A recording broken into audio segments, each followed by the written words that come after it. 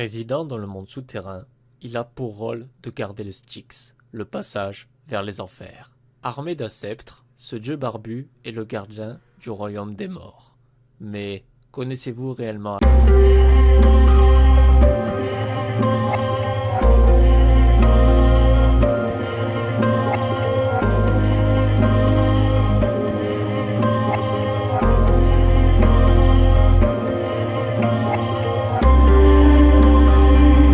et de Rhea, frère aîné de Zeus et de Poséidon, Hadès, le dieu qu'on ne nomme pas.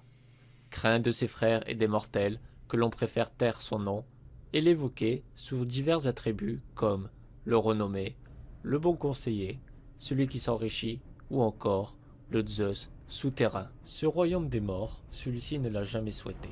Cela arriva peu de temps après que Zeus prit le pouvoir sur les titans, qu'il décida alors de partager l'univers avec ses frères, dont celui-ci qui s'approprie le monde souterrain. Dans les entrailles des enfers, entouré de divinités et de ses messagères, Hadès y règne en tenant un sceptre, comme tout roi régnant sur les âmes des défunts. Ayant comme gardien Cerbère, un immense chien à 3 têtes, chargé de surveiller la porte des enfers, celui-ci est perfide, attire les âmes des défunts en les flattant. Mais une fois passé le seuil du palais de son maître, il ne permet plus à quiconque de sortir, dévorant tous ceux qui tentent de s'échapper. Une fois les âmes jugées, ils emprunteront l'un des 3 chemins qui serpentent à travers le royaume des morts. Le premier est le champ de l'asphodèle, où résident les âmes qui n'ont commis ni crime, ni action vertueuse, qui y séjournent éternellement sans but. Le deuxième chemin est le Tartare, le lieu le plus profond, où résident les pires criminels, les titans, les géants et les hécatonchires, tous ceux ayant défié Zeus. Et le dernier, une minorité emprunte ce chemin qui amène un petit paradis nommé les Champs-Élysées, où la douleur est inexistante, la jeunesse est éternelle et où il fait bon vivre, où règnent les âmes des morts fortunés. Hadès possède toutes les richesses du monde souterrain, mais ne dispose de rien à la surface. Aucun temple, aucun autel, seulement des sacrifices animaux sacrifiés en nombre pair, dont la tête tournée vers le bas. Il se sent seul, personne ne vient le voir de son plein gré. Il n'est au courant de rien, du monde supérieur, ni même de l'Olympe. Régnant en solitaire, il éprouve parfois l'envie de partir de cet enfer souterrain pour régler une affaire ou pour respirer l'air de la surface. Hadès décide alors de se rendre à l'Olympe, sur son char tiré par des chevaux de couleur nuit. La beauté des paysages, les rayons du soleil lui sont indifférents. Il traverse alors une plaine de Sicile, non loin de l'Etna, quand tout à coup, il aperçut une silhouette qui attire son attention.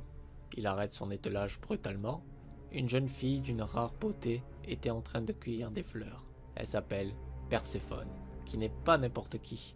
Elle est la fille de Zeus et de Déméter, déesse de l'agriculture et de la moisson. Hadès a le coup de foudre. Il pourrait bien l'enlever, mais n'est-elle pas la fille de son propre frère? Il continue alors sa route. Il arrive à l'Olympe. Une fois arrivé devant son frère souverain, il n'hésite pas une seule seconde à demander la main de Perséphone. Embarrassé de cette demande, Zeus ne sait pas quoi dire. S'il refuse, il offense son frère. S'il accepte, Déméter lui pardonnera jamais. Zeus réfléchit.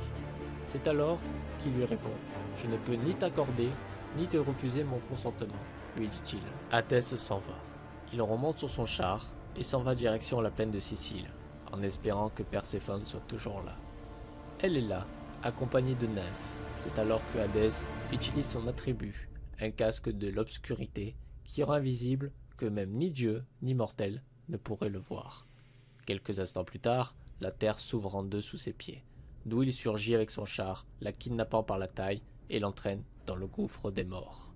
Plus tard, Déméter s'inquiète et décide alors de partir à sa recherche. Elle interroge tous ceux qu'elle croise, mais ni les dieux, ni les hommes, ni les animaux, personne n'ose lui dire la vérité, jusqu'à que Hécate apparaisse. Elle est la déesse de la fertilité et de la lune. Quand l'astre est plein et qui illumine la nuit, dit-on, elle indique le passage vers les enfers. Elle est la seule à voir Hadès de son plein gré. Elle dit à Déméter qu'elle entendit Perséphone appelant à l'aide, mais une fois arrivée, il n'y avait plus personne. Déméter chercha pendant des jours, des nuits, scrutant les horizons, les forêts, les lacs et les montagnes, mais en vain. Quand tout espoir semble perdu, Hécate lui propose de l'emmener voir Hélios, le dieu du soleil, celui qui voit tout, et décide donc de lui dire le nom du coupable. Hadès, le maître des enfers. Celle-ci s'empresse de réclamer sa fille, mais il refuse. Déméter décide alors à l'Assemblée des dieux de quitter l'Olympe et de rendre la terre stérile jusqu'à que lui soit restituée sa fille. Du jour au lendemain, la moisson meurt, les plantes et fruitiers meurent, la famine s'installe et fait ravage dans le monde des hommes. Zeus ne sait quoi faire. Dieu et déesses tentent de la convaincre, mais sans succès. C'est alors que Zeus envoya Hermès porter un message à Hadès. Si tu ne rends pas Perséphone, nous sommes tous perdus. Les hommes mourront et plus personne ne croira en nous. Hadès accepte, mais à une seule condition, que la loi des dieux soit respectée. En enfer, une loi ne doit être ni violée, ni ignorée. Quiconque touchera à la nourriture des morts restera sous terre pour l'éternité. Hermès interroge alors Perséphone, lui demandant si elle a touché quelconque nourriture.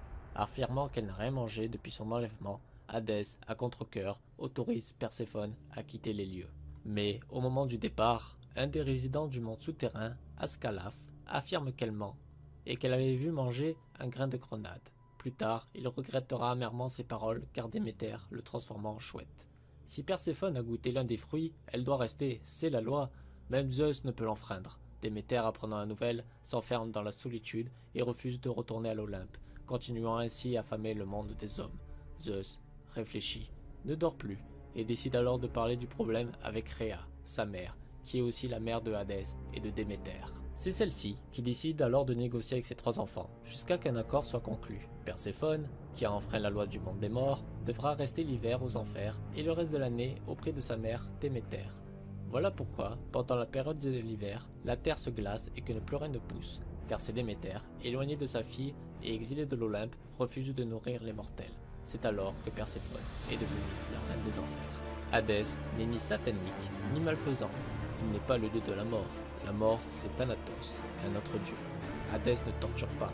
Ce sont les Érinies, armés d'un fouet, qui torturent les sujets du monde souterrain. Son mariage avec Perséphone n'améliore pas son image auprès de l'Olympe. Il gouverne seulement le royaume qu'il n'a jamais souhaité. Ayant comme serviteur des créatures immondes aux fonctions bien précises, il se doit être impitoyable.